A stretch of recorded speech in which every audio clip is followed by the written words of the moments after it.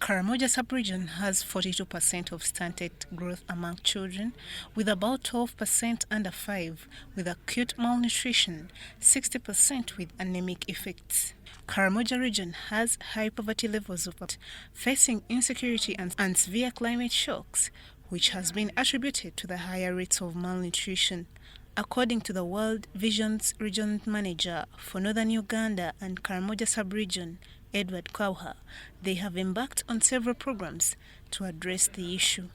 Quite a number of interventions in the communities and basically supporting the school feeding program, establishing school gardens, establishing kitchen gardens to ensure that the children have access to nutritious food.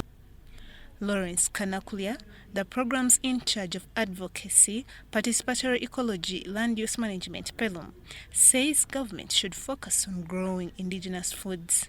They are those underutilized foods. They have their traditional foods, but we have not had a deliberate move to support them to consume these foods to fight issues of malnutrition. Development partners and leaders have also called upon government to invest in mechanization of agriculture and irrigation to improve food security in Karamoja. Support people of Karamoja sub-region with tractors to promote mechanized agriculture. Mechanized farming is the way to go. Food security by having food reserves, food stores that will help in saving for the future. When we appeared before the Agriculture Committee in Parliament, we noted to the committee that it is important to support Karamoja in building irrigation system. But the current requirement that farmers must contribute 25% of the cost of equipment for irrigation makes it impossible to have some of those interventions in regions like Karamoja. Be given affirmative action instead of them contributing the 25%. If we want to encourage them to do agriculture, to do farming and so on, then we should try as much as possible to remove the co-fund.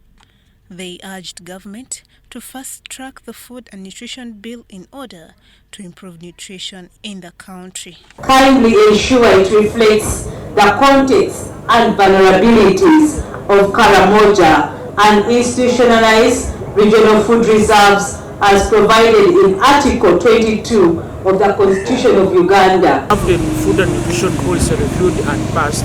It will help in the interventions, in investments in food and nutrition, and guide all stakeholders in supporting, the food and nutrition.